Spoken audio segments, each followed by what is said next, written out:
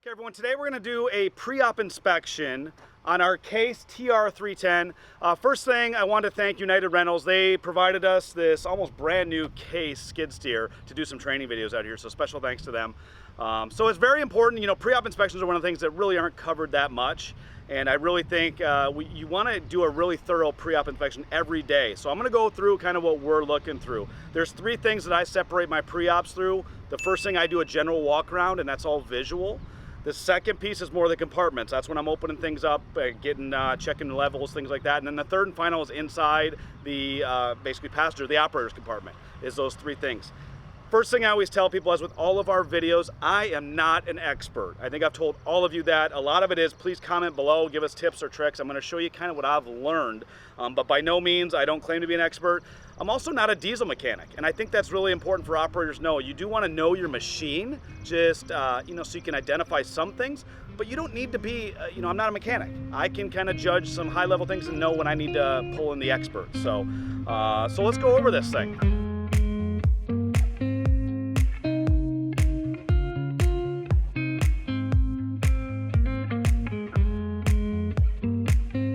First thing I always do, I like to do a visual inspection. So I do a walk around on any machine.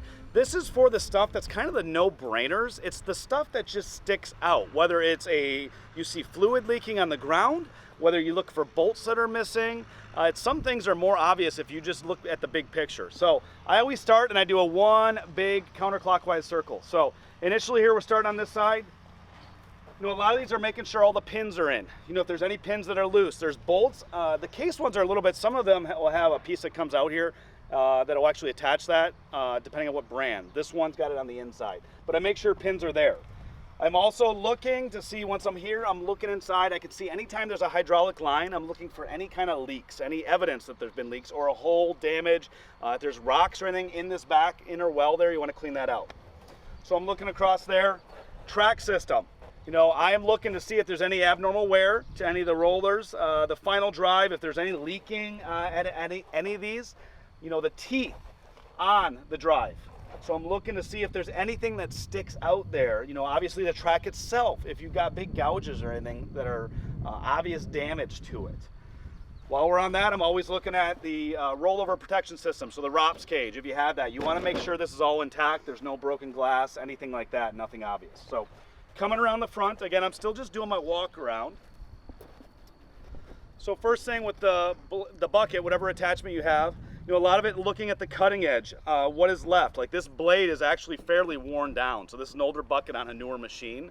But watching, making sure my bolts are all intact there, and then seeing how much wear you have left on that cutting edge. That's something you want to swap out to maintain the life of the bucket, is actually replacing that edge on there.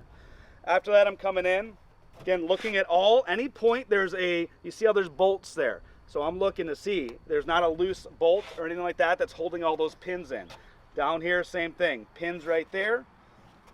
All on my quick attach, I'm looking in here to see if there's anything that sticks out. I've got hydraulic lines here.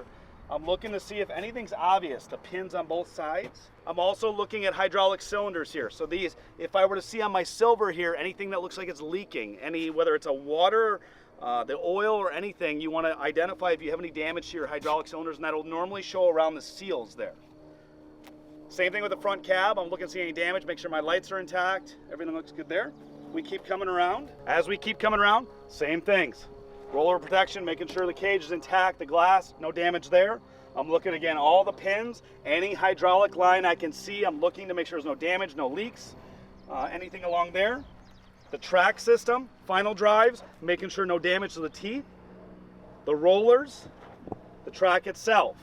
Then when I come around, I'm looking inside here where all the connections are, because these are where a lot of the hoses come through. And a lot of times damage can happen from any debris or anything that gets up in there, so you're looking for anything obvious there. And again, the pins around back here. And then once I'm around back, again, looking again, same thing, the exhaust, make sure your exhaust, everything's intact there, the back window. I also like, it's the one place you can get down and see underneath the machine, so I kind of look down. And this is where you can see a little bit of the undercarriage, but you can also see anything underneath if there's any damage. Sometimes you might actually be dragging things too, depending on what you pick up on a job site. So you're looking for any obvious damage there. So the next piece after we've done the general walk around is I go into compartments. So again, you notice the first one, it's a visual inspection. You make sure some pins, but I like to do a full circle at a big picture. The next level is any compartments on the machine. For the skid steer, it's really just the engine compartment in the back. So it depends on what piece you're running. So on this case machine in the back, what I'm gonna do, these flip up, radiator, and then there's a latch. And this is where I can fully access everything from the engine compartment here. So, you know, a couple of the basics things, you're gonna check the oil.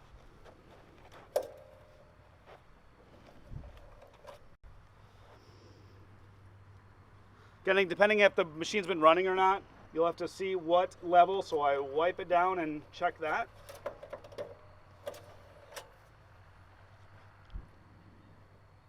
And that's good.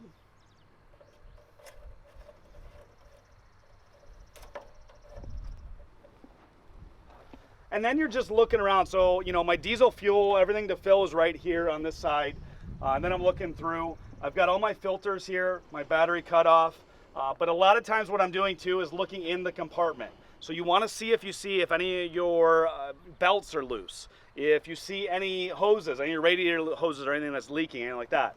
The other thing that you're looking at over here is your coolant level. So on this, they've got a tank here on the side. I'm making sure it's within the normal range and where it needs to be. Air filter right here. Generally there's a release, and I wouldn't necessarily, usually weekly we pull out the air filters. On this one I'm just going to show you, basically sliding this off.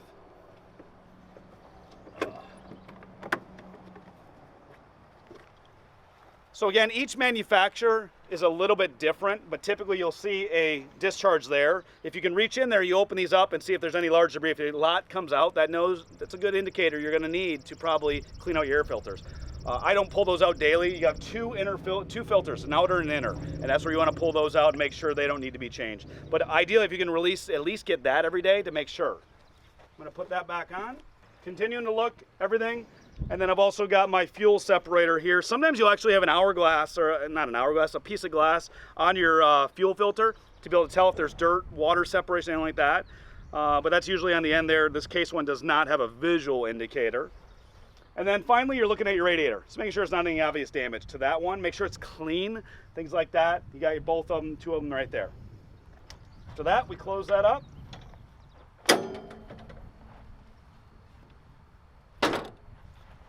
After we finish the engine compartment, then we just do our final checks inside the operator's compartment. So after we finish those first two, we've done the walk around, we've done the engine compartment, and then it's getting into the cab. Now obviously, as I'm stepping in, I'm making sure that everything from a entry point is secure. So the steps, the door, everything like that. I'm gonna sit in here. I wanna make sure, I'll check the seat belt. So I'd pull that, put that on. You have your safety lap lock bar here. These are generally your lockouts for the entire machine, but you're making sure that's operable there. Typically what you do is you'd at least turn the power on. I'm going to do that, and that's going to give me any major indicators. If everything looks good, I'm going to go ahead and start the machine. And again, I'm still, everything's safe in park. I'm looking to see if I have any indicators on anything there.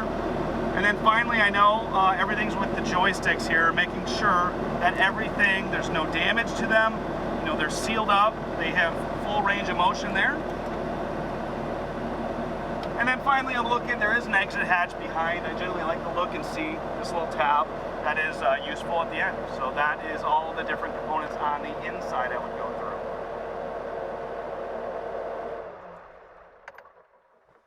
Okay, step back out. Okay everyone, that was our pre-op inspection for our skid steer. Again, special thanks to United Rentals for helping us out providing this skid steer. Please check them out for any of your rental needs. If you guys want to see, we have the How to Operate series. So we have a How to Operate on this skid steer specifically. We also have how to operate in other videos, so please check out our Learn playlist. Again, comment below any tips on what you look for on your walk around. And again, thanks for tuning in.